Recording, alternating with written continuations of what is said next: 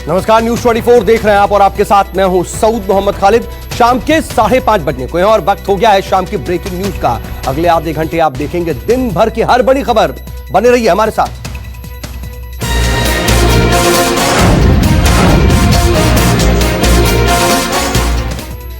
Sushant suicide case में अब ED के जरिए लगातार नए खुलासे हो रहे हैं। जी हां, दरअसल सूत्रों के मुताबिक सुशांत की एफडी में करीब 2.5 करोड़ रुपए की हेराफेरी का मामला सामने आया है। सुशांत ने ये एफडी अपनी बड़ी बहन के नाम पर खुलवाई थी, जो 4.5 करोड़ रुपए की थी।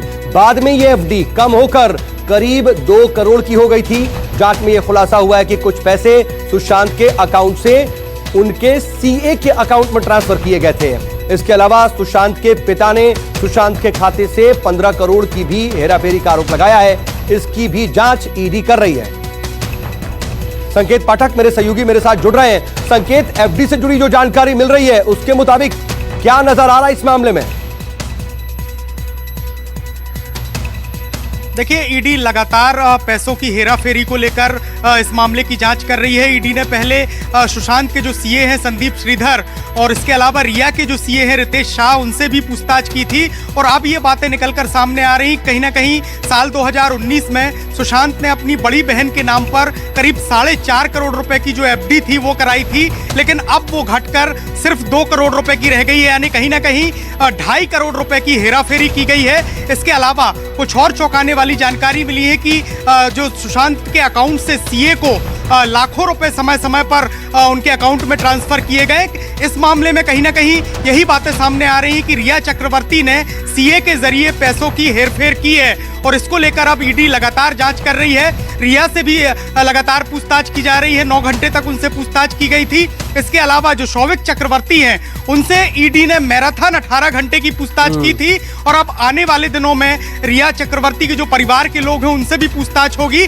तब ये बातें निकलकर सामने आएंगी कि आखिर किस तरीके से ये पूरा पैसों का गबन किया गया है और किस तरीके से अलग अलग अकाउंट में पैसे ट्रांसफर किए गए हैं। जी। और इधर सुशांत सुसाइड केस की जांच जैसे जैसे आगे बढ़ रही है, रोजाना नए खुलासे हो रहे हैं। इस बीच सुशांत का एक व्हाट्सएप चैट सामने आया है। इसमें भी कई हैरान करने वाली बातें दिखाई दे रही हैं। दरअसल सुशांत का यह व्हाट्सएप चैट रिया के साथ का है, जिसे रिया की तरफ से सार्वजनिक किया गया है। दरअसल इस चैट में सुशांत अपनी बहन प्रियंका को लेकर बातें कर रहे हैं। एक चैट में सुशांत अपनी बहन प्रियंका पर आरोप लगा रहे हैं। इस चैट में सुशांत अपनी बहन से काफी नाराज भी दिख रहे हैं। चैट में सिड के नाम पर भी मैसेज है।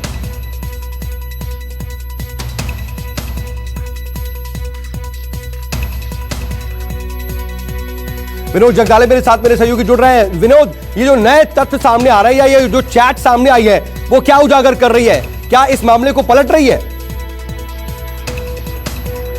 देखिए, सुशांत सिंह राजपूत मामले में रोज नए खुलासे हो रहे हैं। रिया ने ये खुद चैट जारी किया है। ये व्हाट्सएप चैट है रिया और सुशांत के बीच का। सुशांत ये दिखते हैं कि रिया आपका परिवार कितना अच्छा है, शोविक भी कितना दयालु है, सब बहुत बढ़िया है। मतलब ये बताने की कोशिश है कि रिया और सुशांत सिंह राजपूत में काफी अच्छे रिलेशन थे। तो दूसरी तरफ आपने उस चैट में ये भी देखा होगा कि चैट में ये भी बात का खुलासा हुआ है कि सुशांत की बहन प्रियंका जब अपने पति के साथ मुंबई में आई थी, सुशांत के फ्लैट पर गई थी, तब लेट नाइट रिया वहां पर पहुंची थी और उनमें वाइन का दौर चला और उस वाइन के नशे में प्रियंका ने रिया का मोलेस्ट किया। उसके बाद भाई और बहन में जो नाते में खटास पैदा हो गई। खुद सुशांत उस चैट में लिखते हैं कि वो विक्टिम कार्ड। बिल्कुल। और इधर इन सब के बीच दिशा सालियान केस में मुंबई पुलिस ने दिशा की दोस्त अंकिता का बयान दर्ज किया है। अंकिता दरअसल लंदन में रहती हैं और उस रात दिशा ने दरअसल अंकिता से ही आखिरी बार फोन पर लंबी बात की थी। ये बातचीत वीडियो कॉल के जरिए हुई और दिशा ने अंकिता से ये बातचीत की थी, इसीलिए अंकिता का बयान अब दर्ज किया गया है। इधर सुशांत सुसाइड केस में शिवसेना प्रवक्ता संजय राउत ने सीबीआई के बहाने केंद्र सरकार पर निशाना साधा है। संजय राउत ने कहा है कि सीबीआई के कंधे पर बंदूक रखकर महाराष्ट्र सरकार को निशाना बनाने की साजिश रची जा रही है। साथ ही उन्होंने यह भी कहा कि कुछ लोग पर्दे के पीछे से इस पूरे मामले की पटकथा लिख रहे हैं। सीबीआई के कंधे पर बंदूक रखकर महाराष्ट्र के सरकार को निशाना बनाने की साजिश है। मैं आपको बताना चाहता हूं इस प्रकार का चक्रव्यूह कितना भी बनाओ, हम भेद कर बाहर आ जाए। और शिवसेना प्रवक्ता संजय राउत ने बिहार के डीजीपी गुप्तेश्वर पांडे पर भी करारा हमला बोला। संजय राउत ने कहा कि गुप्तेश्वर पांडे बीजेपी के कार्यकर्ता हैं, वो चुनाव भी लड़ने की तैयारी में थे। संजय राउत ने यह भी कहा कि गुप्तेश्वर पांडे का बीजेपी के साथ जो संबंध है उससे वो चुनाव लड़े। गुप्तेश्वर पांडे भाजपा के कार्यकर्ता है? डेफिनेटली बीजेपी के साथ उनका जो रिश्ता है, चुनाव लड़े, उनके टिकट पर लड़ने गए थे, वापस लड़ने जा रहे हैं, तो आप उनसे क्या उम्मीद कर सकते? इधर सुशांत सुसाइड केस में रिया चक्रवर्ती पर ईडी का शिकंजा लगातार कसता दिखाई दे रहा है। रिया के भाई शौविक चक्रवर्ती से ईडी ने कल 18 घंटे तक लंबी पूछताछ की। मुंबई के ईडी दफ्तर में कल दोपहर से शुरू हुई पूछताछ आज तड़के सुबह तक चलती रही और इस पूरे मामले में ईडी की ये अब तक की सबसे लंबी पूछताछ है। बताया जा रहा है कि ईडी के अधिकारी शौविक से front India for world foundation company के बारे में पूछताछ कर रहे थे और इस कंपनी के बैंक स्टेटमेंट्स को लेकर शौविक से सवाल पूछे गए। साथ ही ईडी ने शौविक के मोबाइल डेटा को भी अपने पास डाउनलोड कर लिया। बता दें कि कल एक बार फिर रिया से भी पूछताछ करेगी ईडी। इससे पहले शुक्रवार को ईडी ने रिया से पहले दौर की पूछताछ की थी।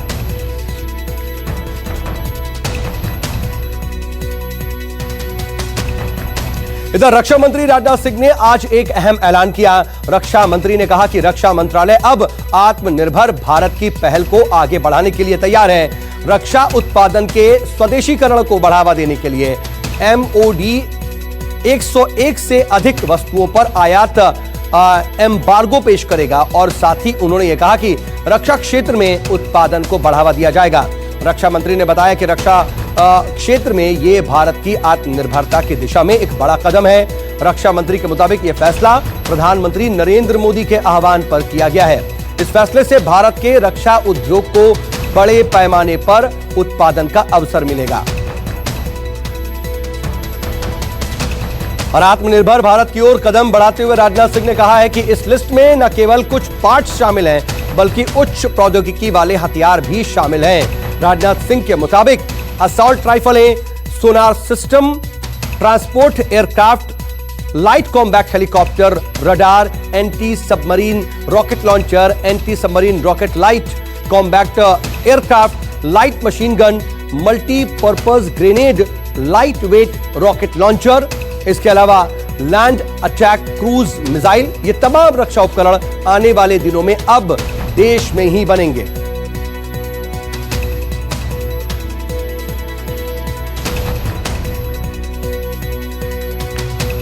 कुंदन सिंह मेरे सहयोगी मेरे साथ जुड़ रहे हैं। कुंदन, ये अपने आप में एक क्रांतिकारी कदम साबित होने वाला है। निर्भरता की बात करें तो भारत सरकार ने बहुत साफ कर दिया है कि न केवल छोटे मोटे उपभोग के सामान बल्कि सेना ऐसे बहुत जरूरी उपकरण भी जिससे आप कोई भी कॉम्प्रोमाइज नहीं करते, वो सामान भी भारत में बनाएगी और उसकी पूरी लिस्ट जारी की गई है। और बहुत साफ कहा गया कि छोटे मोटे इक्विपमेंट्स, पार्ट्स या सपोर्टिंग इक्विपमेंट्स नहीं बल्कि मेन स्ट्रीम के जो रक्षा उपकरण हैं वो बनाए जाएंगे। इसके बाद देखना होगा कि आखिर और जो 101 चीज़ों की एम्बार्गो दी गई यानी 4 साल तक इंपोर्ट नहीं किया जाएगा, भारत में ही बनाया जाएगा, तो न केवल रक्षा के दृष्टि से बल्कि मेक इन इंडिया की दृष्टि से, भारत आत्मसंबल बनने की दृष्टि से और आने वाले समय में भारत एक बड़ा एक्सपोर्टर बनने जा रहा है, इस पूरी दृष्टि से एक बहुत महत्वपूर्ण कदम आज के जो रक्षा मंत्री ने लिया, इससे देखा जा सकता है। और इधर कोरोना काल में देश के किसानों को केंद्र सरकार ने बड़ी सौगात दी है। प्रधानमंत्री नरेंद्र मोदी ने वीडियो कॉन्फ्रेंसिंग के माध्यम से कृषि इंफ्रास्ट्रक्चर फंड के तहत 1 लाख करोड़ रुपए की वित्त पोषण सुविधा को लॉन्च किया। यह वित्त मंत्री निर्मला सीतारमण की ओर से पेश किए गए 20 लाख करोड़ रुपए के प्रोत्साहन पैकेज का हिस्सा है। प्रधानमंत्री ने पीएम किसान योजना के तहत किसानों को 17,000 करोड़ रुपए की छठी किस्त भी जारी की। इससे 8.5 करोड़ किसानों को सीधा फायदा होगा।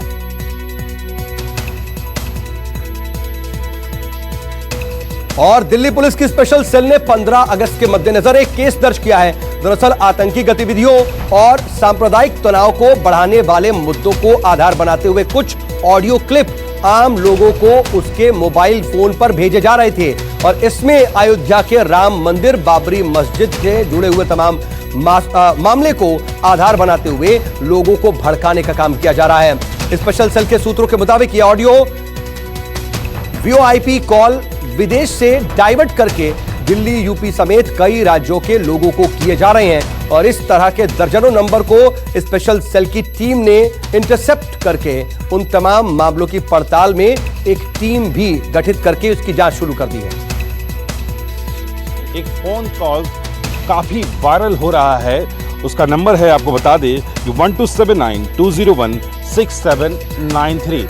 इस नंबर से एक मैसेज जो है काफी तेजी से वायरल हो रहा है। इसमें यह कहा जा रहा है इस बार प्रधानमंत्री श्री नरेंद्र मोदी जी को झंडा फहराने नहीं देना है, साथ ही साथ अयोध्या के राम मंदिर का भी इसमें जिक्र है।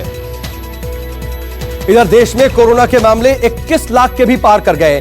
बीते 24 घंटे में कोरोना के रिकॉर्ड तोड़ 64,399 नए मामले सामने आए। ये एक दिन में अब तक के सबसे ज्यादा संख्या है। इसी के साथ देश में अब कोरोना संक्रमितों की जो संख्या है वो 21,53,010 पर पहुंच गई है और बीते 24 घंटे में देश भर में कोरोना से 861 लोगों की मौत भी हुई। इसी के साथ देश में कोरोना से मरने वालों का आंकड़ा 43,379 हो गया। हालांकि अब तक 14,80,884 मरीज ठीक भी हो चुके हैं। देश में रिकवरी रेट बढ़कर 68.78% हो गया है। पल्लवी झा मेरी सहयोगी मेरे साथ जुड़ रही हैं। पल्लवी, भले ही रिकवरी रेट जो है वो अच्छा हो रहा हो, डेथ रेट भी थोड़ा कम हो रहा हो, लेकिन जो मामले सामने आ रहे हैं 64,000 से ज्यादा मामले सामने आना अच्छे संकेत तो है ही नहीं किसी तरह से। बिल्कुल भी नहीं है। देखिए, जिस तरीके से संख्या बढ़ रही है वो संकेत अच्छे नहीं है, लेकिन ये भी देखना होगा कि जिस तरीके से हमारी टेस्टिंग कैपेसिटी को लगातार बढ़ाया गया है, 1 लाख टेस्ट हो रहे हैं, उससे ये पता लग रहा है कि कितने लोग संक्रमित हुए हैं और जितनी टेस्टिंग बढ़ाई जाएगी उतना ट्रेस करने में आसान होगा, उतना ही उपचार करने में आसान होगा। यही सरकार की और आईसीएमआर की स्ट्रैटेजी रही है। इसीलिए हम लगातार देख रहे हैं कि रिकवरी रेट जो है 68 से ऊपर चला गया है। सीएफआर पर आप नजर डालें, जो कि फर्टिलिटी रेट है वो 2.05 हो गया है, वो भी लगातार घट रहा है। उधर जो रिकवरी रेट है वो बढ़ रहा है। बेशक हम इसको देख रहे हैं कि काफी ज्यादा संख्या। ठीक है। और इधर जम्मू कश्मीर से खबर, जहां पर बड़गाम में बीजेपी के कार्यकर्ता नजर पर आतंकियों ने हमला कर दिया। हमले में बीजेपी कार्यकर्ता गंभीर रूप से घायल हो गए और घटना के तुरंत बाद अब्दुल हमीद नजर को SMSH अस्पताल में दाखिल करवाया गया, जहां पर उनका इस वक्त इलाज चल रहा है। सूत्रों के मुताबिक अब्दुल हमीद मॉर्निंग वॉक के लिए निकले थे और उसी वक्त घात लगाकर आतंकियों ने उन पर हमला कर दिया। बीजेपी कार्यकर्ता अब्दुल हमीद नजर मेहिदपोरा के रहने वाले हैं। आसिफ स्वाब मेरे सहयोगी मेरे साथ जुड़ रहे हैं। आसिफ, ये साफ तौर पर दिखाई दे रहा है बीते कुछ दिनों में जो चीजें सामने आ रही हैं कि आतंकियों के निशाने पर बीजेपी से जुड़े हुए लोग हैं। जी बिल्कुल, आज भी हमने देखा कि किस प्रकार से यहाँ बड़गाम इलाके में मिलिटेंटों ने बीजेपी के जो वर्कर है उसको निशाना बनाया। काफी सुबह सवेरे उन पर हमला किया गया और कई गोलियां उन्हें लगी है। उसके तुरंत बाद हालांकि उन्हें हॉस्पिटल पहुंचाया गया, लेकिन इस घटना के तुरंत बाद यहाँ पर कुछ और बीजेपी वर्कर्स ने इस्तीफा देना शुरू कर दिया है, क्योंकि भय का माहौल बीजेपी के वर्कर्स में हो गया है, जिस प्रकार से लगातार पिछले कुछ हफ्तों से मिलिटेंट इन्हें निशाना बना रहे हैं। जी बिल्कुल ठीक है। और इधर असली और नकली अयोध्या को लेकर के विवादित बयान देने वाले नेपाल के पीएम केपी ओली ने एक कदम और आगे बढ़ा दिया है। दरअसल ओली ने अब नेपाल के माडी को भगवान राम का जन्म स्थान बताते हुए यहां पर राम मंदिर निर्माण का फैसला किया है। इसके लिए बाकायदा उन्होंने स्थानीय प्रतिनिधियों को प्लान तैयार करने को भी कह दिया है। ओली के निर्देश के मुताबिक बताया यह जा रहा है कि इसी साल दशहरे में रामनवमी को मंदिर के लिए भूमि पूजन होगा और 2 साल में मूर्ति का अनावरण कर दिया जाएगा। संजीव त्रिवेदी हमारे डिप्टी एडिटर इस वक्त मेरे साथ जुड़ रहे हैं। संजीव, इसको किस तरह से देखा जाए? ये एक तरह से कहीं ना कहीं धार्मिक एंगल पर भारत को ही संदेश देने की कोशिश कर रहे हैं, लेकिन क्या ये अच्छा है? देखिए, अच्छे बुरे से ज्यादा बड़ी बात तो ये है कि कूटनीतिक तौर पर भारत के साथ जिस तरह का व्यवहार नेपाल कर रहा है, उसमें क्या वो नेपाल की तरफ से किया जा रहा है या फिर ये व्यवहार प्रधानमंत्री ओली की अपनी कोशिश है। और सवाल यहाँ यही है कि ओली जो अपने आप को घिरा हुआ पा रहे हैं, जो नेपाल कम्युनिस्ट पार्टी है अपने ही लोगों से घिरा हुआ पा रहे हैं। पिछले 2 सप्ताह से उन्होंने स्टैंडिंग कमेटी की बैठक नहीं बुलाई है, उन्हें इस्तीफा देने के लिए बार बार कहा जा रहा है और इन सब बातों से ध्यान भटका करके वो ये चाहते हैं कि कोई ऐसा विवाद खड़ा किया जाए जिससे लोगों का ध्यान भटक सके और इसी कारण से इस तरह की बातें कही जा रही हैं। इसका सत्य से कहीं भी कोई लेना देना नहीं है। बिल्कुल। और इधर इन सबके बीच कांग्रेस नेता राहुल गांधी ने एक बार फिर मोदी सरकार पर हमला बोला है। मोदी सरकार से युवाओं को रोजगार देने की मांग करते हुए राहुल गांधी ने आज एक वीडियो ट्वीट किया और उसमें कहा कि देश के युवाओं के मन की बात, रोजगार दो मोदी सरकार। बेरोजगारी के मुद्दे को लेकर यूथ कांग्रेस की ओर से शुरू किए गए रोजगार दो अभियान के समर्थन में वीडियो संदेश जारी किया है राहुल गांधी ने और उन्होंने मोदी सरकार पर हमला बोलते हुए कहा कि मोदी सरकार की नीतियों ने 14 करोड़ युवाओं को बेरोजगार बना दिया है। नरेंद्र मोदी प्रधानमंत्री बने थे, उन्होंने देश के युवाओं से वायदा किया था कि 2 करोड़ युवाओं को वो रोजगार देंगे हर साल। बहुत बड़ा सपना दिया, सच्चाई निकली। 14 करोड़ लोगों को नरेंद्र मोदी जी की पॉलिसीज ने बेरोजगार बना दिया। ये क्यों हुआ? गलत पॉलिसीज के कारण। और इधर राजस्थान में सियासी घमासान लगातार जारी है। बीजेपी विधायकों को गुजरात भेजे जाने पर मुख्यमंत्री अशोक गहलोत का बड़ा बयान सामने आया है। अशोक गहलोत ने कहा कि बीजेपी विधायकों में फूट पड़ गई है। अब बीजेपी के विधायक बाड़ेबंदी में जा रहे हैं जी, इनकी पोल खुल गई है। आप सोच सकते हो कि सरकार में तो हम लोग हैं, वोट ट्रेडिंग हो रही थी, इसलिए हम लोगों ने हम देखा किस प्रकार विधायकों को हमें एक साल रुकना पड़ा।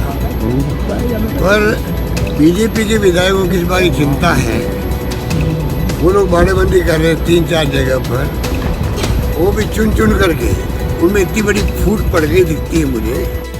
और इधर राजस्थान में जारी सियासी घमासान के बीच सीएम अशोक गहलोत ने सभी विधायकों के नाम खुला खत लिखा है।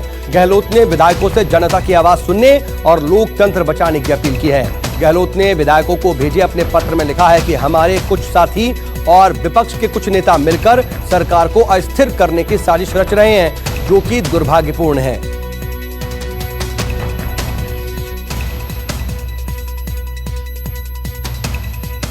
और इधर राजस्थान के जोधपुर से एक सनसनीखेज खबर सामने आई है। जोधपुर के एक गांव के खेत में बने कमरे से 11 शव पाए गए हैं। सभी मृतक पाकिस्तानी शरणार्थी बताए जा रहे हैं। ये लोग खेती के काम के लिए खेत में रुके हुए थे और इन लोगों की मौत की वजह जहरीली गैस या जहर खाना बताया जा रहा है।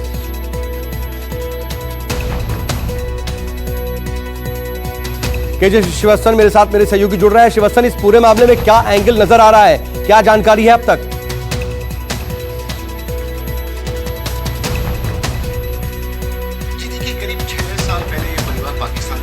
यहाँ पर विस्थापित है, ये लोग हिंदू विस्थापित है और नागरिकता लेने की कोशिश में था। इन लोगों ने एक नलकूप वाले खेत को किराए पे लेकर वहाँ कामकाज भी कर रहे थे।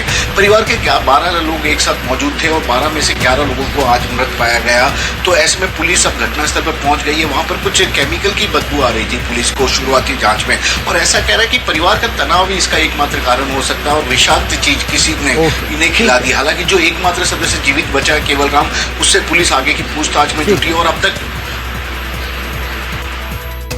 और इधर यूपी एसटीएफ और लखनऊ पुलिस ने मुख्तार गैंग के एक शार्प शूटर हनुमान पांडे उर्फ राकेश पांडे को एनकाउंटर में ढेर कर दिया है। इस पर 1 लाख का इनाम घोषित था और यूपी के कई जिलों में इस पर हत्या समेत 1 दर्जन से ज्यादा केस दर्ज थे। बीजेपी विधायक कृष्णानंद राय की हत्या में भी ये शामिल था। दरअसल पुलिस को सूचना मिली थी कि सरोजनी नगर इलाके में हनुमान पांडे 5 साथियों के साथ किसी वारदात को अंजाम देने की फिराक में है। ऑपरेशन क्लीन चला रही उत्तर प्रदेश पुलिस ने आज एक बड़े इनामी बदमाश राकेश पांडे को लखनऊ में एक मुठभेड़ में मार गिराया है। राकेश पांडे कृष्णानंद राय की हत्या समेत तमाम बड़े अपराधों में अभियुक्त रहा है। पुलिस ने इसके पास से एक 9mm की पिस्टल समेत 2 तमंचे, मोबाइल और कारतूस बरामद किया है।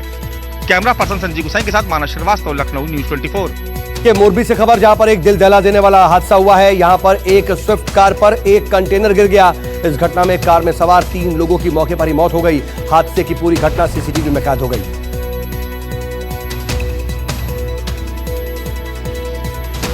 प्रदेश के विजयवाड़ा में कोविड सेंटर में आग लगने से 7 लोगों की मौत पर राज्य सरकार ने मुआवजे का ऐलान किया है। प्रदेश सरकार ने मृतकों के लिए 50 लाख रुपए के मुआवजे का ऐलान किया है। वहीं सीएम जगनमोहन रेड्डी ने पीएम मोदी से भी इस पूरे मामले पर बात की है और पीएम ने हर संभव मदद का भरोसा दिया है। बता दें कि विजयवाड़ा में एक होटल में बनाए गए कोविड सेंटर में भीषण आग लगी थी और इसमें 7 लोगों की मौत हो गई, जबकि करीब 30 लोग घायल हैं। सभी को नजदीक के अस्पताल में शिफ्ट किया गया है, जिसमें से कई की हालत अभी गंभीर बनी हुई है। केरल में लगातार हो रही बारिश की वजह से बाढ़ जैसे हालात पैदा हो रहे हैं और कासरगोड में नदियों पर जल स्तर बढ़ने से पानी घर के अंदर घुस रहे हैं। बाढ़ के चलते लोगों को घर छोड़ करके जाना पड़ रहा है। यहां से प्रशासन ने सैकड़ों परिवारों को शिफ्ट कर दिया है।